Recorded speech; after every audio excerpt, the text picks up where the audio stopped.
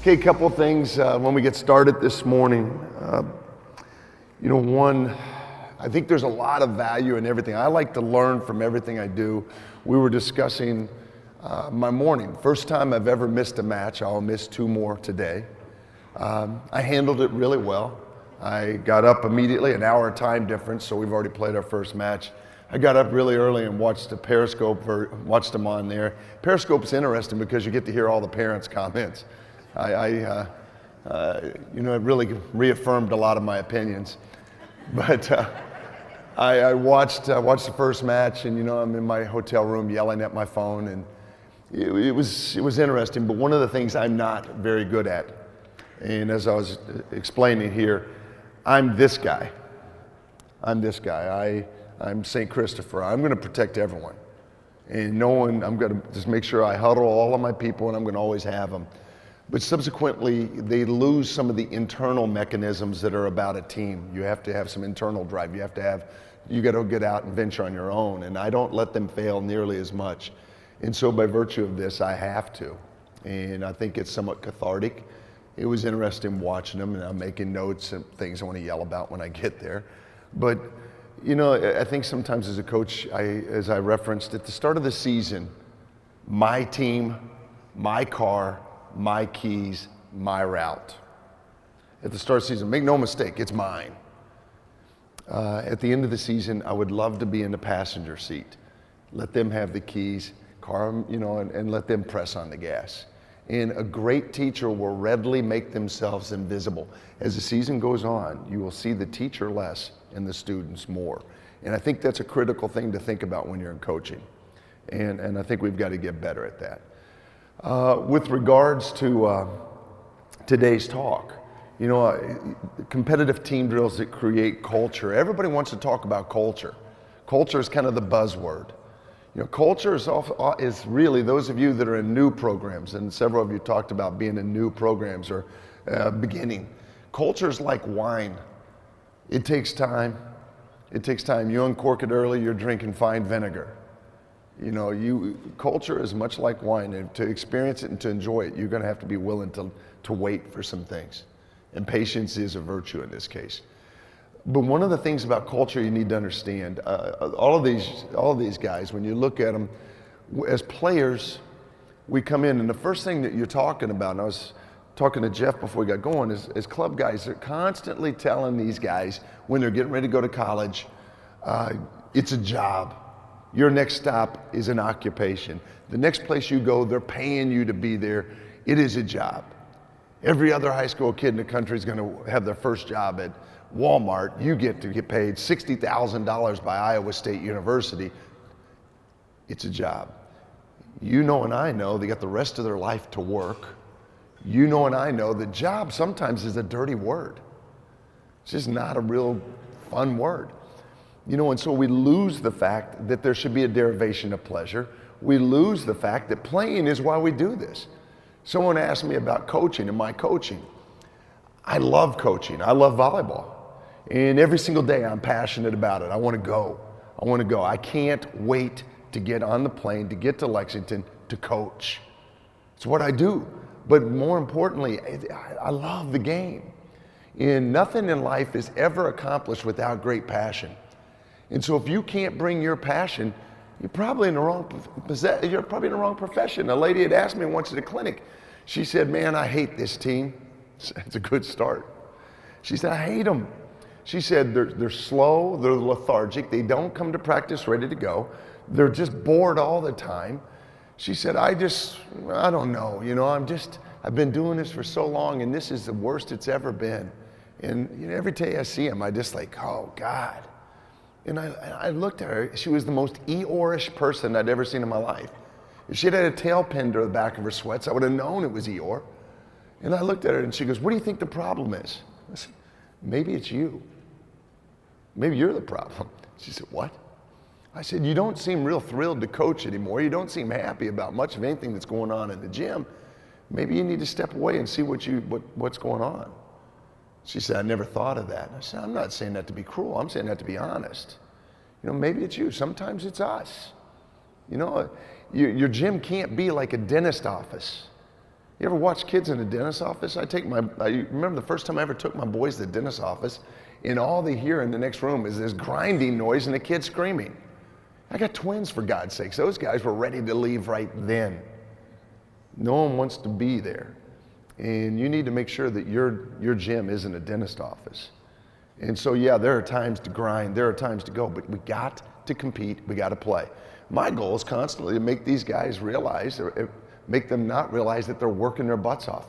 The best way to not realize you're working your butts off is to involve a score and play. So on my sheet, I talked about team drills. Culture is born of consistency. You've got to be really consistent. You heard that from everybody that spoke yesterday. Culture is born from consistency, and you consistently have to get after it. Every day, we got to get after it. We're going to get after it today, and it matters. And so we're going to open up. I'm going to play 6 drills real quick. I'm going to do 6 drills real quick, and then I'm going to talk a little bit. At that point, you guys get water. Then I'll go through 4 drills, and then we'll talk a little bit. And then I've got to find my way back as the most geographically challenged man in America to Des Moines.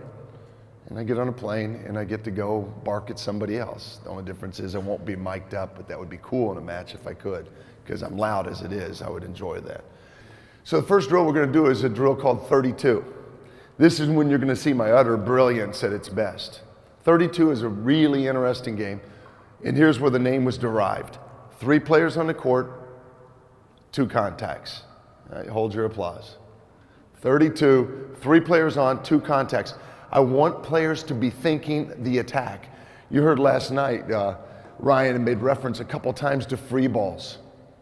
You know, free balls are the Antichrist. You don't want to give up free balls. At certain levels, you give up a free ball, put a helmet on, because you're going to get bombed. We don't want free balls. We want to always be on the attack. And so 32 is a game that kind of promotes attack mentality. And so I'm going to kick a ball in. They'll play the first ball. Remember, it's 2 contacts. So you want to play the first ball into a position for somebody to hit. Everybody has to readily look to attack the ball. As soon as the ball is attacked and goes over the net, these 3 flush, these 3 come on. And it'll be a constant turnover of players. So it looks like this. Ball here, go. And there you go, 2 contacts, beautiful. Always looking to get a swing off. And looking to score. Get up and look to score. There you go. Nice way to mix it up. Hop off. There you go. There you go.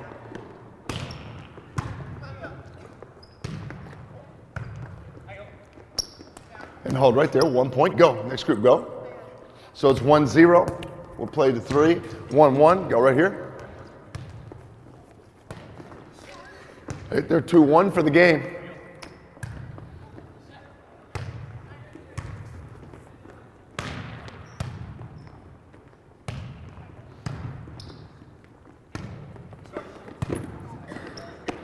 Twos. Now, here it is. 2. Win this point, win the game. I like that. I like that. Way to stay aggressive. There you go.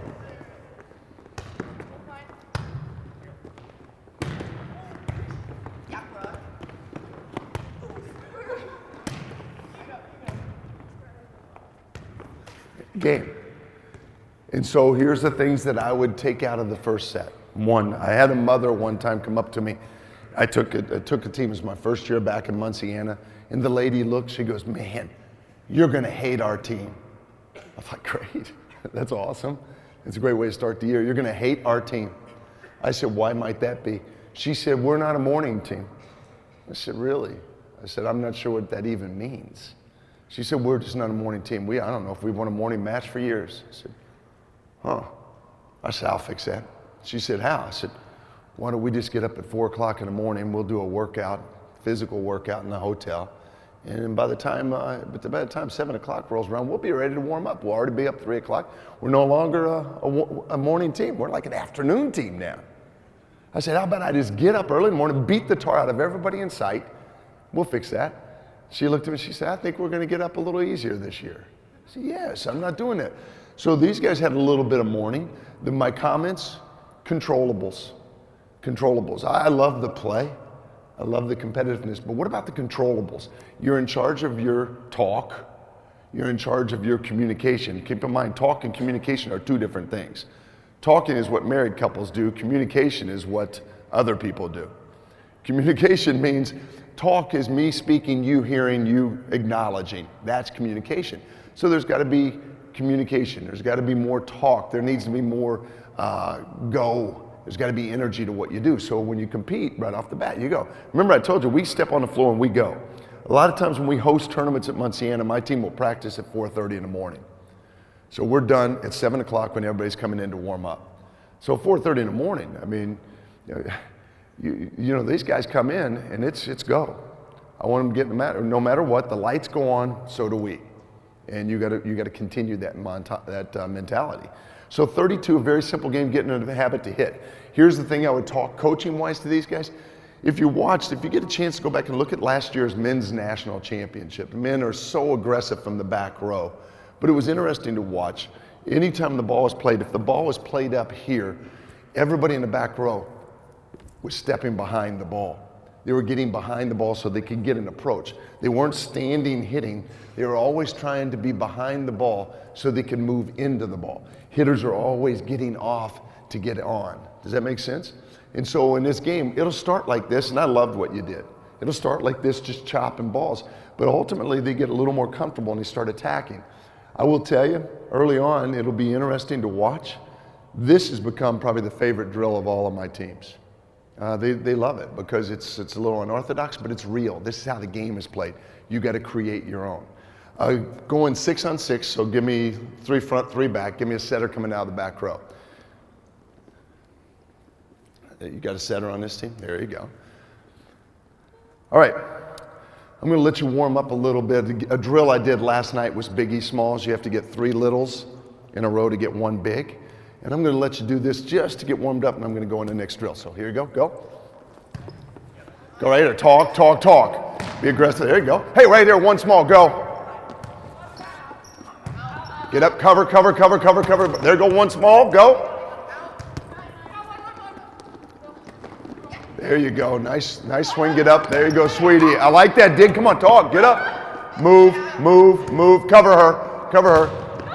1 small. Go. Cover, cover, cover.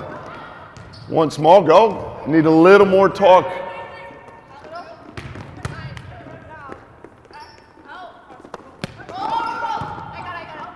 There you go.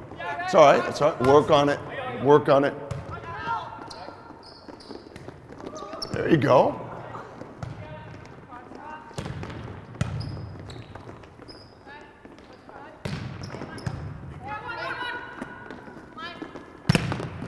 Too small. Money ball right here. Go. Money ball. I like that. Go, go, go. Make a play right here. You got to have this stop for the point. And hold right there. So here's where my mind is with this. Got to talk more. Got to cover more. So movement and communication are a little bit of an issue right now. We got these guys, they don't even know each other's names. So I understand that. But we've got to move and we've got to talk more. So here's what you have to think of as a coach. Every single point tells a story. As a player, you need to think this way. Every single point tells a story.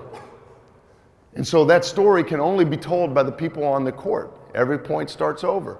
So you need to learn to say what you see and say what you're going to do. So if the ball's coming right here, she's calling the ball, mine, and she's calling the setter's name. When we pepper, we call the ball, we call the person's name that we're hitting at.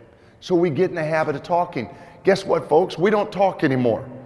My phone used to ring off the hook. Now I get 2 calls a day and 7,000 texts. We don't talk. We do this. Everything is with our thumbs. We don't use our mouths. We don't know how to communicate. We don't know how to talk. I'll ask somebody, hey, have you got a hold of so-and-so? Yeah, we talked yesterday. What did he say? Well, he said this. I said, so you talked? No, I texted. Texting is not talking. Talking is not texting. Make sure that you clear that. They're not the same. You know, this is a weapon of mass distraction. Communication is with your mouth. And so we got to say what we see, say what we're going to do. Mine setter. Mine Mark, mine Mike, mine Jane, mine whatever, but you got to move. You got to talk. And so demand communication. In that drill, you know, I never once said anything about attacking, never once said anything about setting. My comments were all about talk, and my comments were all about movement. go. Those are controllables. I can get a well-trained dog that would run and seal the line. Make sure we're moving on a constant basis. So that's biggie smalls. I showed it last night. Prove it, the only difference is who won the big point. You guys, prove it is an escalation of that drill. So biggie smalls, you got to get 3 littles to get 1. The reason I want to work on runs in matches, they're really defeating to your opponent. And 2, I want to be able to prove to my players and to everybody involved that we can do it right more than 1 time in a row. That's important. And so we just got 3 littles in a row. Now, the difference in biggie smalls and prove it is, at prove it, I would be right here. I would give them the ball. You got to go back and serve and win this service point to get the big point. Biggie smalls, you get the big point on 3 smalls. Prove it, the only difference is I'm going to escalate, I'm going to make it happen with the serve. So go ahead.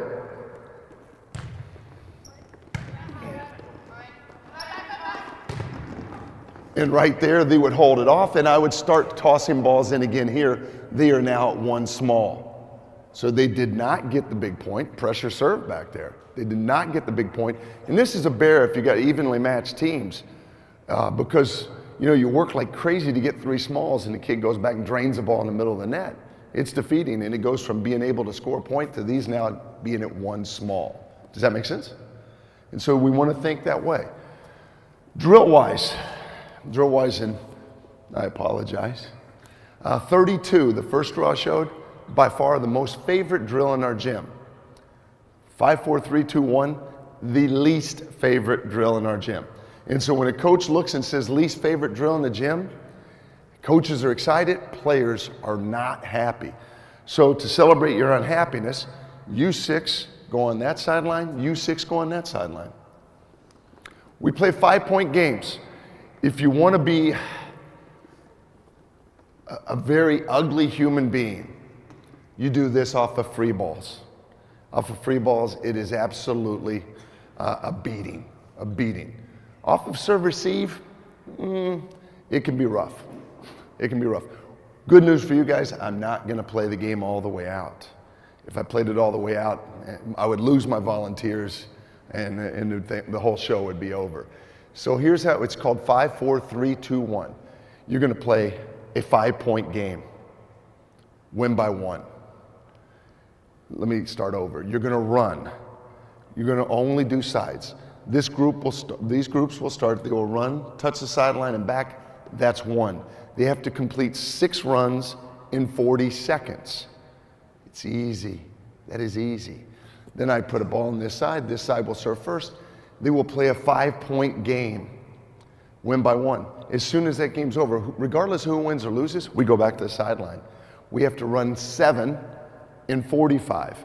Still pretty easy. You play a 4-point game with that side now serving first. We get done with that game. We come back. We go 8 in 50. Now it starts to get a little laborious, and you play a 3-point game. We get done with a 3-point game. We go 9 in 55. Sucks. 9 and 55, you play a 2-point game. So understand the rest periods, the number of points is going way down, the runs are going way up. We play a 2-point game, we come back, we run 10 in 60 seconds. Brutal. It's hard. And we play a 1-point game. We have a really elaborate system of deciding who serves in game 5. A little something I like to call rock, paper, scissors. I invented it in the early 70s. And so you look at it and you play rock, paper, scissors. Whoever gets it makes their choice of receive or serve. Oftentimes, this game is still in peril. It could be 2-2. We play a match within those games. And so the winning team is just going to shag. The losing team gets to do even more exercise. So it's really incumbent to win the game. It's really important to try to win. The reason for the drill, value points. Sometimes our kids will go, oh, it's just a point. I think you need to value every contact. I value every contact of every person I meet. And I don't care who it is. It could be the guy at McDonald's or, my priest. It doesn't matter. I'm going to value every single contact of every person I come into. We need to teach that lesson here. Remember I said yesterday, teach on and off the court. Value in context, because you don't know what the next person in your life is going to be about. So you treat them with great glee and value the contact. So we're going to just do a couple of points here. So it would be 6 and 40. Go.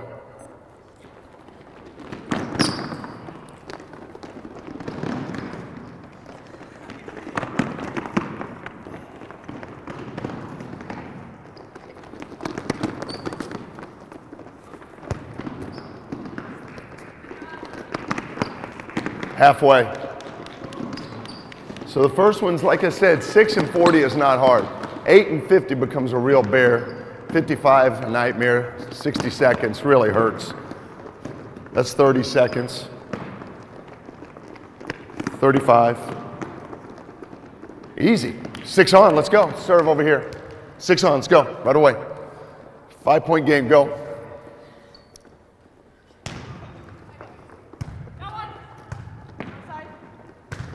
Right here, go. 1-0.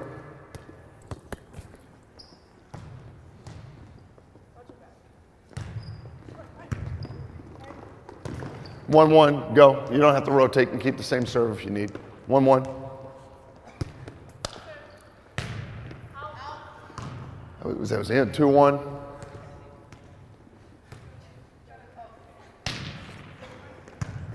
Get up, get up. Go get it. There you go. Great block. Get up. Get ready, get in front of him. I like the swing. Out. 3-1. Go.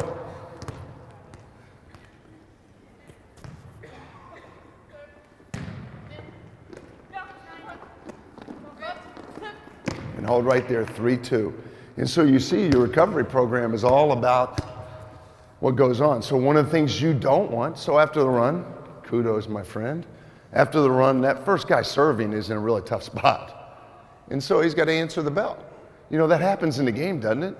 You know, we don't have a whole lot of 45, 40-second rallies, but we got to be able to right our heads. We got to, sometimes in the game, you just got to be where your feet are.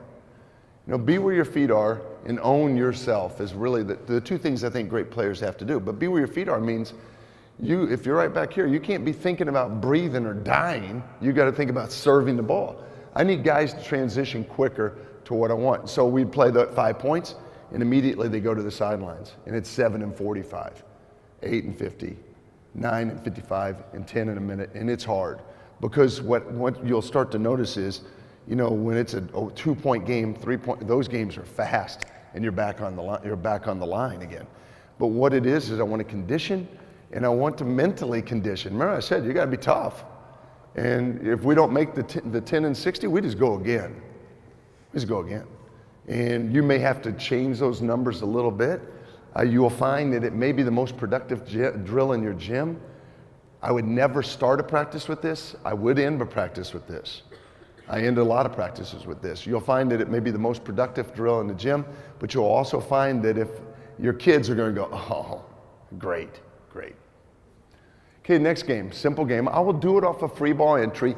We do it off a serve or free ball entry. Free ball entry is easier. This drill is called low ball, and all you need to do is have guys on the end of the court scoring. Low ball is a game to create speed and retaliation rate. I want to play fast. You know, some of you guys have small kids. You know, if you've got small kids, you better play fast. The last thing you want to do is get into a shootout with somebody who has a six shooter and you got a squirt gun. You want to make sure that you got to find a way to minimize their edge. And so we play fast. We play real fast. It's kind of my forte, to be honest. And so speed is going to be of the essence here. And so one way to dictate speed, and the person that has to really think the most, right here. I like setters having to think. So the name of the game is low ball. What it means is in every rally, regardless of the outcome of the rally, the key to this is the ball's got to be below the height of the net. So if I dig a ball, I've got to dig low. If I pass a ball, I've got to pass low. If I set a ball, I've got to pass everything lower than the height of the net. You got a free ball, it better be below the height of the top of the net. I mean, top of the pin, sorry. Top of the pin. And so everything is pin high, sorry babe. Everything is pin high or lower. And so you've got to think fast, move fast, play fast. So it would look like this, keep it low. There you go. There you go. Oh, that's too high. Go, 1-0, go. You can set the ball, set it and hit. There, play it out. Too high, 1-1, go. Kick it out, kick it out, kick it out, kick it out, go. Good, set that ball. That's about right. There you go. Play it. That's good. Play it. Go. There you go. Fast. Stay fast. Stay fast. Close to too high. Keep it quick. Too high. Go. Right here. Go. 2.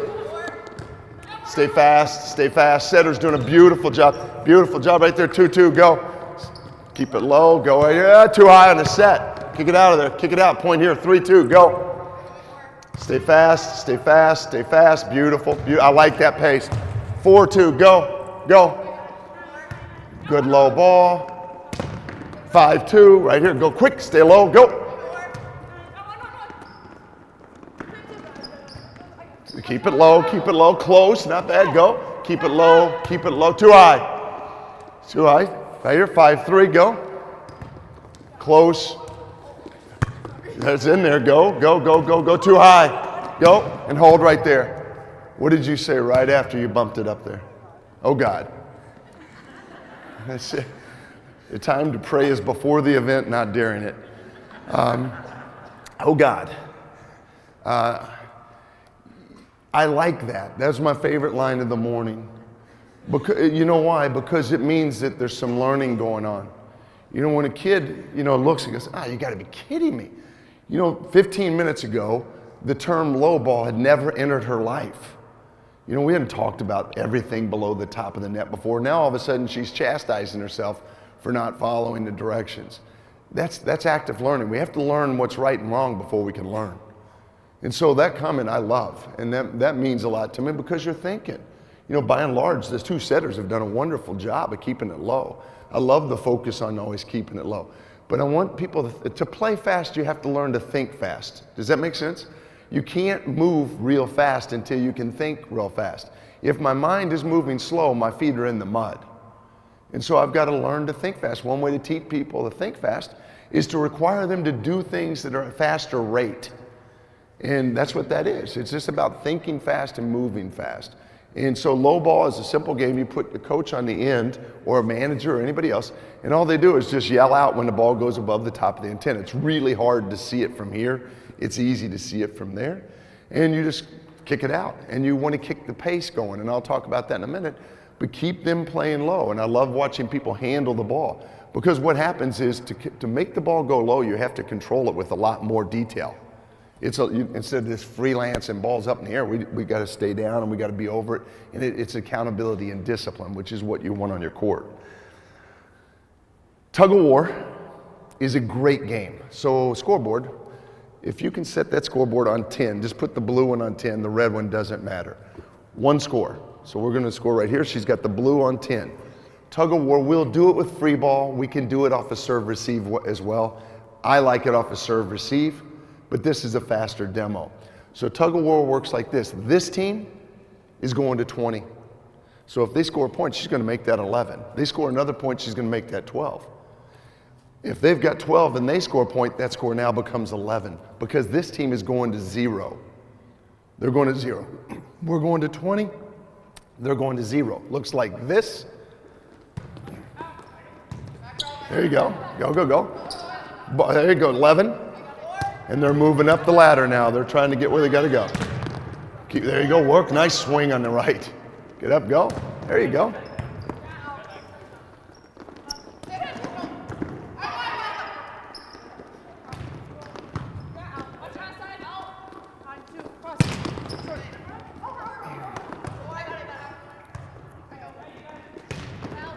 Right here, score goes back to 10.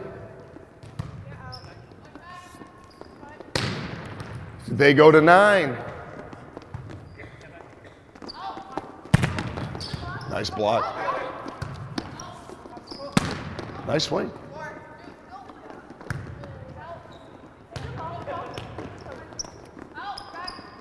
Score goes back to 10, and you get the idea. Tug of war. And the only way you can win it, runs of points. You can't trade points, and you know that as well as I do. If you want to be really, really good at this game, score 60% of the time. If you score 60% of the time, I like my chances of winning. If we score 50% of the time, we're going to be here all night. Does that make sense to you? So you want to put the things together where we're going 2 for 1, maybe a run in there. But if you can go 2 for 1, You get there and you're going, well, that's simple.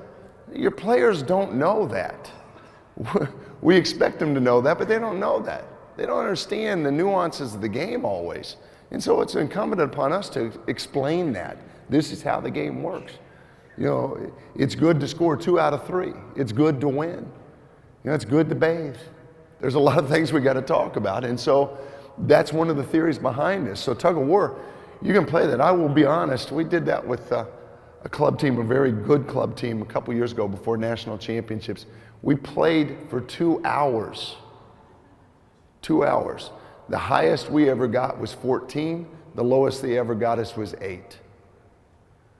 But when you're playing great volleyball, you think of some of the great matches in your career, it's one and done. We get one, they get one. We get one, they get one. We get one. And that's good volleyball. Very rarely in good volleyball do you see runs of 5 or 6. That doesn't happen. And to make yourself a better team, you can't give up runs of 5 or 6. When you can get to be a team that can sustain long runs of one and done, that's when you become special. This game gives you that opportunity. I would suggest early on starting with the free ball and then let it become a serve pass game in the middle of the season. But I think it really teaches your guys the inherent value of points, and it teaches them they can see the ebb and flow of the scoreboard. I mean, how many times in your practice have you been running a team drill and kids not know the score? You know, keep in mind there's different types of competitors. I am a psychotic competitor. I am. I'm that guy playing, if we're playing Monopoly with my twin boys, I can tell you right now, if I don't get Boardwalk and Park Place, I'm ticked. And maybe if one of the boys gets Park Place, I don't know, maybe on my way to the bathroom I trip over the board and we got to start over. You know, I don't know. Maybe that's what goes on in my world. But it's super competitive. You got to know the score. You know, I coached my boys in T-ball, and they said there's no score. You know, one of the things I took great pride in, we get done, and one of the little boys goes, "Coach, who won?" And I started to give them the standard company line. It's T-ball, and we do not keep score. One of my boys looked, he said, "We won 17-13. I said, "That's my boy." There's always a winner and loser. The score is always being kept. Teach your kids to know the score. There will be times randomly in practice where I will turn the scoreboard around and go, "What's the score?" If they get it right, then we keep playing. If they get it wrong, we do some kind of consequence. And we just keep going. I need them to know the score. You can't be the only guy that knows the score because we all go down together in this. Wipeout, 6-on-6, wipeout, and some of you played this game. I like this game because it stresses relentless pursuit. If you want to be good, chase the round thing. If you want to be good, teach your kids to chase the round thing with the zest. It's not that hard. You know, I ask kids all the time, "Are you a good defender?" And they'll say, "Well," I say, "Okay, here's what I'm going to tell you. Everybody should be a great defender because it's an effort issue. It's a controllable. It's not as much about technique as it is about relentless mentality. And so if you're not a good defender, that means you don't care or you're lazy." And so I look and go, "Now, are you a good defender?" "Yes." Because no one wants to be called lazy or not caring. But that's the key. If you don't care or lazy, you can't be a good defender. So I need guys to pursue with the zest. And I'm going to teach that. Wipeout is a game that they also call dig or die. Wipeout is a game that any time the ball touches the floor without a body touching it, that team goes back to 0. They lose all of their points. We could be in a game right now, and these guys could be up 24-3 on the verge of a championship here. She comes up, dumps the ball, lands in the middle of the court. The score is now 4-0. You're never out of it because I want to learn to pursue every single ball and compete. So it would look like this.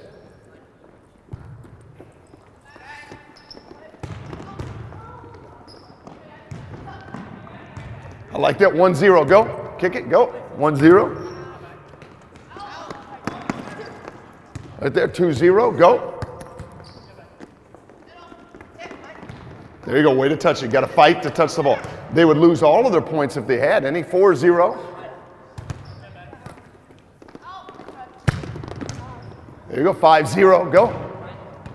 My rogue team is starting to really gel. You're 6-0. And so at this point, it's 6-0. If she just came up and dumped the ball and scored, they would go back to 0 immediately. So you got to be on attention and everything. Here's the things you got to tell your team. Blockers, touch the ball for God's sakes.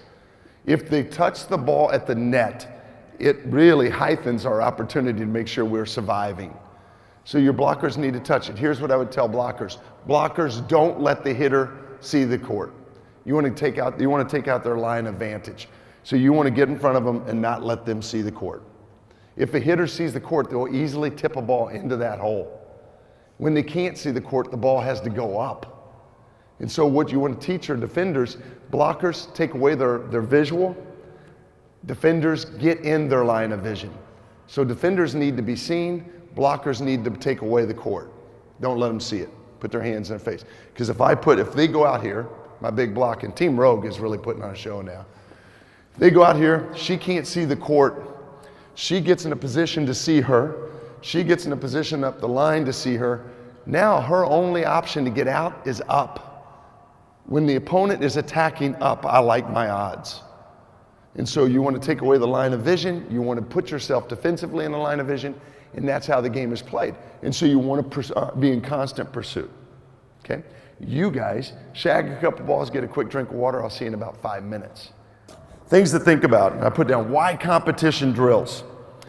Competition drills create high intensity.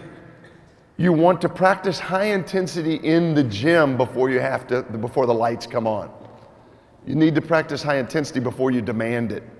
It can't be one of those things you dial up. Everybody thinks, well, we're playing, these should be fired up. It's game day. No. If you haven't practiced playing with intensity, you can't do it. And so you need to demand it every day in practice to get it. It fosters accountability and a sense of urgency. I love accountability. I'm an accountability freak, but I like sense of urgency as well. I want kids to know, have you ever watched yourself as a coach and you're on the sidelines going, guys, come on, we got to get this point. This is the game, you got it. And the kids are, what are you doing? You guys have got to feel what I'm feeling, baby, which is this is about to become an absolute dumpster fire if you don't make this play. And it happens. It happens all the time. We need to practice sense of urgency. So in a game right here, if they got 24 and they know I can score one time and put you back to 0, every play's got to have a sense of urgency. I've got to go. It's not when I'm on the clock or when I'm off the clock, I got to go.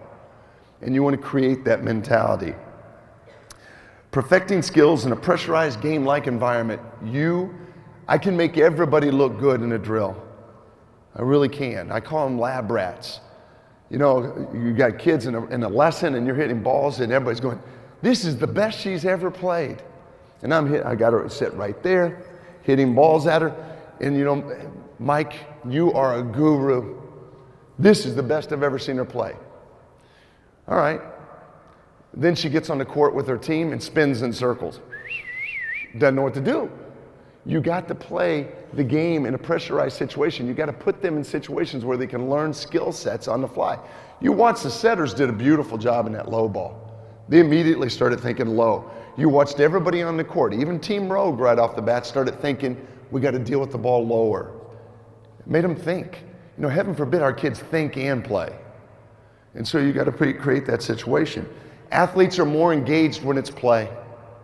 They're more engaged when it's play.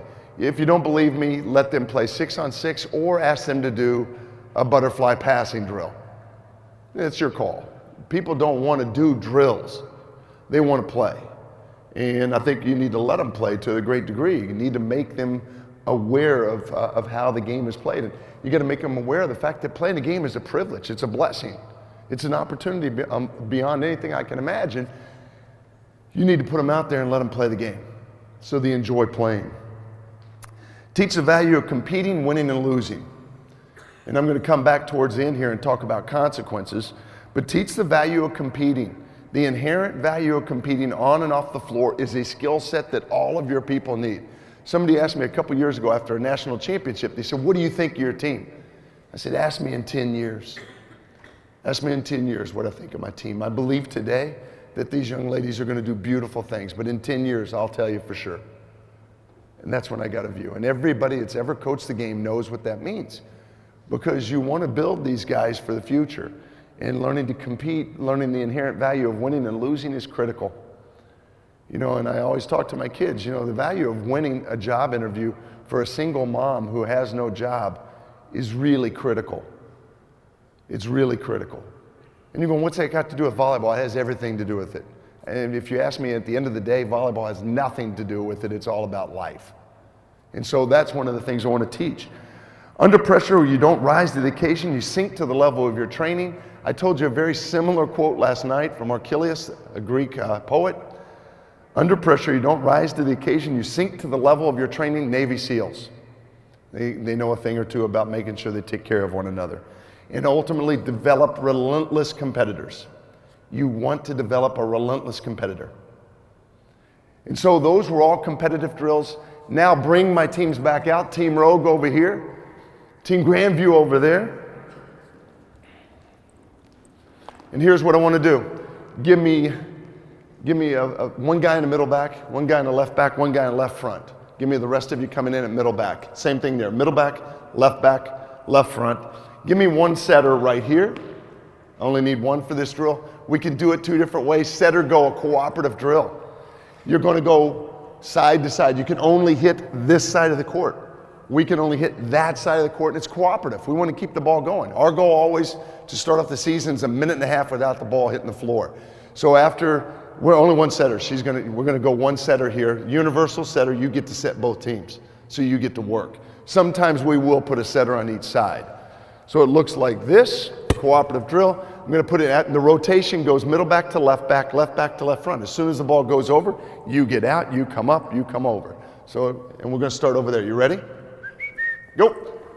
Ball. Cover. Control, rotate. There you go. Get ready to hit. There you go. Rotate over here. Right there. Not a minute and a half. Go. Go right there. Right there. Play. Go. Play. At all costs, you want to play ball. Let's go again. Go. Remember, be aggressive. Go get the ball. Put it in play. Go. That's my boy. Go right here. Go. Still working. Not an easy drill. Very difficult drill. Go right there. Play. Go. Setter. Go. Uh-oh. Back go. Here you go. Ball here. Waiting for you. Waiting. Go. Rotate. There you go. You're all right, babe.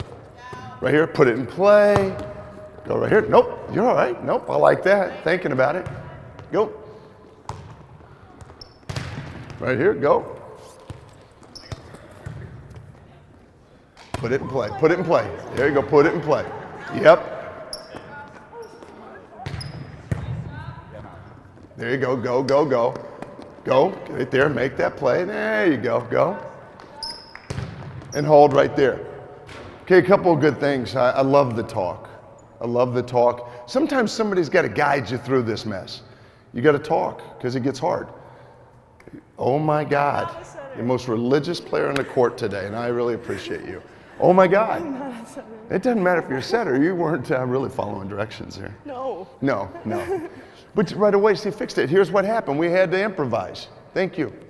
We had to improvise. She picked it up. Remember what I said yesterday? Setters are like tea bags. You don't know how good they are, how strong they are until you put them in hot water.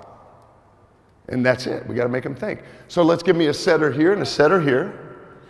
Give me 3 back rows, 1 left side. So left back, middle back, right back, left front. There you go.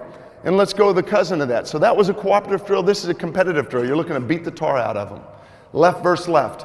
The only person you can set for a point is the left. You can set everybody else. You're not going to get a point for it. You can only score when your left side scores. Go right here. Go. You may want to block. 1-0. Go. There you go. And that's it. See, that's learning right there. I'm so proud of you. Go.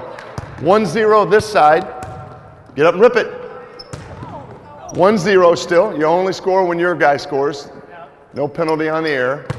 1-0. Go.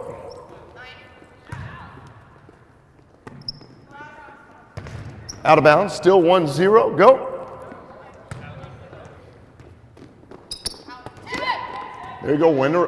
Get up. Get a swing. It's still 1-0. We play to 3 most of the time. We'll play a 1V series, meaning we'll go left versus left, middle versus middle. And middle versus middle is 3 back row guys. No one else but the middles. Right versus right is the inverse of this. And so we'll play left versus left. So now you got left versus left, basically in a cooperative drill in set or go, where we're working on hitting the cross-court ball and controlling and transitioning. Then we go left versus left, playing for real, and we're looking to bang a ball. Give me everybody over here. Give me somebody coming out of the right, the middle, and the left lines behind each of them. Warm-up drill, Brazilian warm-up. The Brazilians bomb this ball. Everybody else just puts it in play. I'm going to put a ball in play. Somebody's going to pass it. Somebody's going to set it. To start off, just set the ball over the net. Don't hit. Don't hit. I'd love for you to get to the point where you're jumping and ripping. Today, I just want to put the ball in play. Okay, it's a cooperative drill.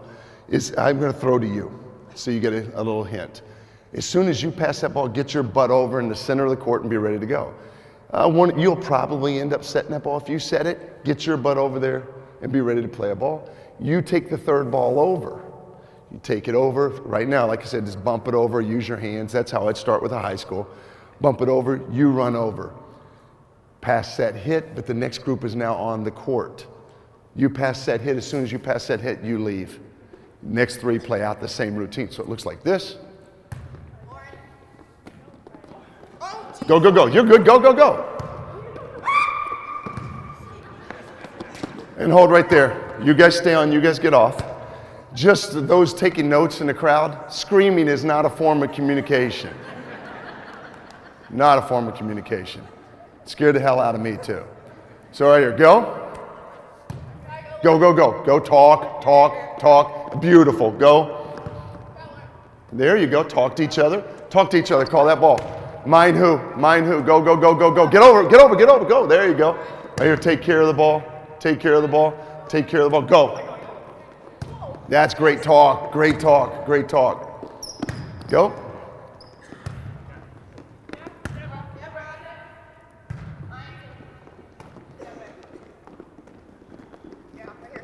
Go ahead and try swinging now. Go ahead and chop it. There you go. Play. Go, go. Get out of there. Get over. Hey, andale, arriba. Go. There you go. And hold right there. Once again, we're looking at a minute and a half. You could be looking at numbers. You could be 7 times back and forth across the net. One of the things, and I've got to tell you, I'm really proud of Team Rogue. I like the fact that you guys have gelled together. One of the things Team Rogue has started to do and is rubbing off on Grandview, talk. That drill, you got to communicate constantly. There's a lot of motion, there's a lot of movement, there's a lot of exchanging parts. And so the more we move, the more we talk. Anytime I can force you to talk, that's a good world. That's a cooperative drill. They're competing against your watch or your number. And they got to work together. And they're going to go at all costs to keep the ball alive. You know, because the more we can keep it alive, the more we stay alive, if that makes sense. But the thing you saw of that drill is the talk. I would start it with a pass. I would start it with some simple, pass it over, and I would evolve into jumping and ripping the ball. Okay? You guys have a quick seat. Miscellaneous thoughts on competition. All too often we roll out a ball. Never in my career have I played a 25-point set in a practice. Everything has an outcome. Everything has a mission attached to it. I want to get runs of 3. I want to go one and dones. I want to make the setter think. I want to put us in mental positions where we have to do certain things. I play enough 25-point sets.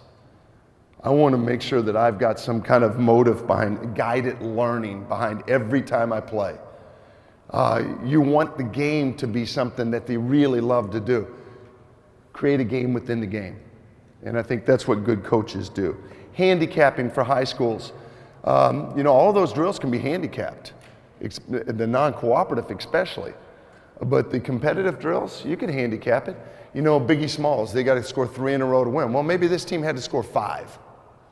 Maybe they had to score 5. Or maybe if the ball ever hit the floor with no one touching it, even in that drill, we go back to 0 always. Find a way to handicap. Keep it simple. But you can handicap every single drill with a little bit of thought. First 10 minutes, Kelly talked about it a little. I talked about it last night with me. He made reference. First 10 minutes are critical.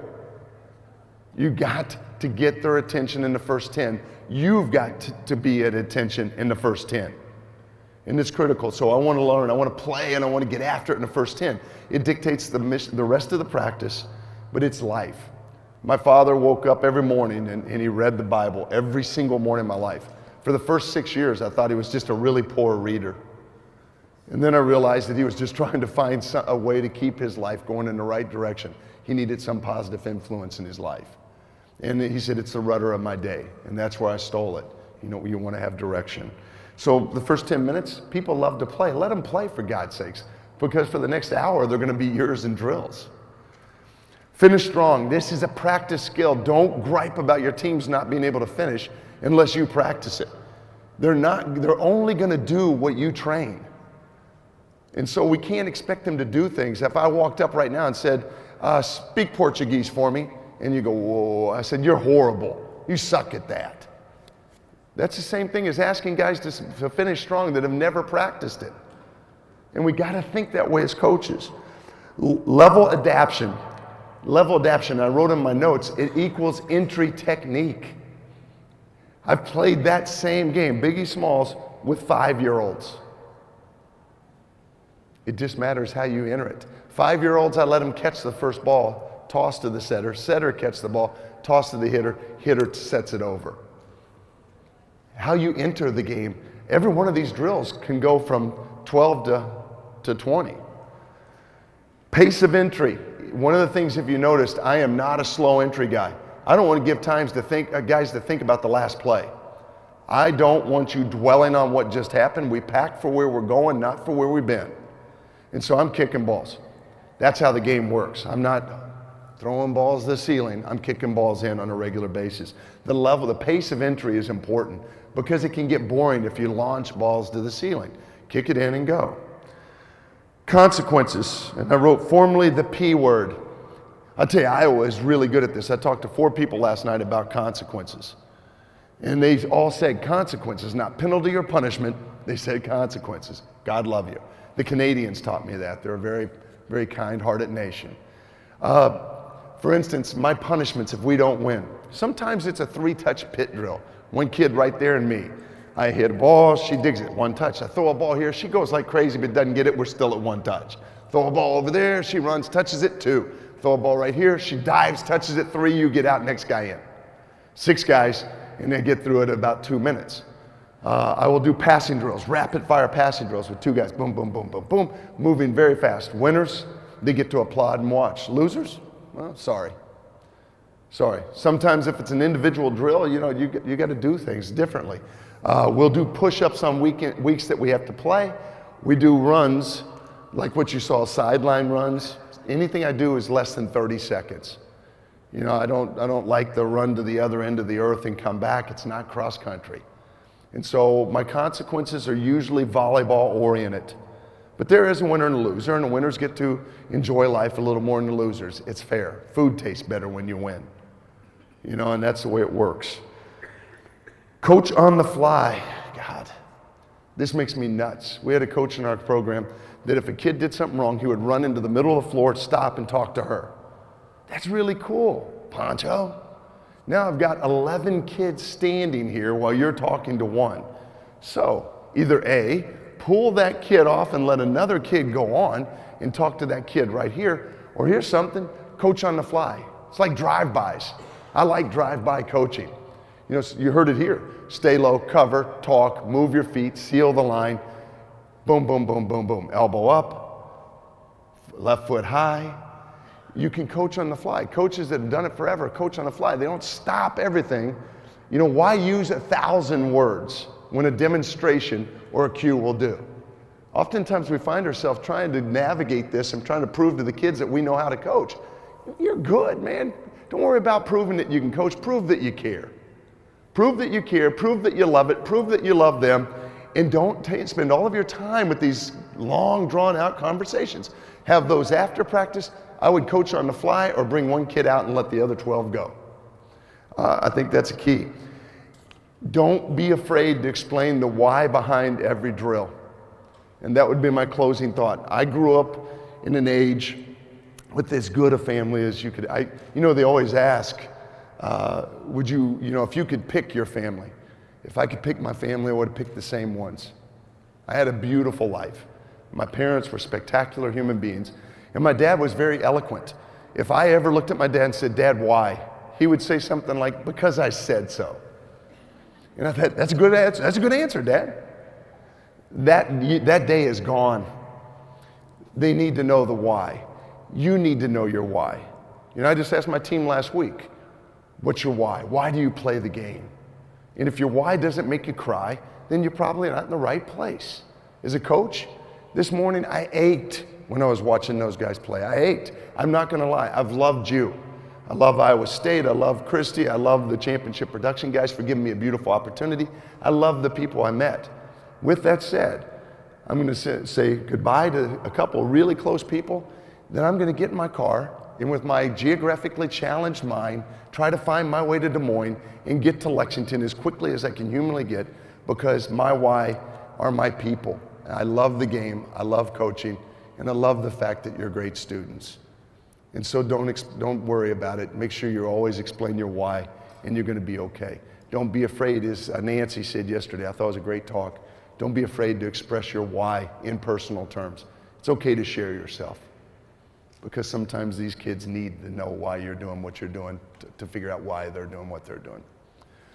With that, I'm right on time. I am out of here. I love you guys. God bless you. Godspeed in your ventures, and thank you very much.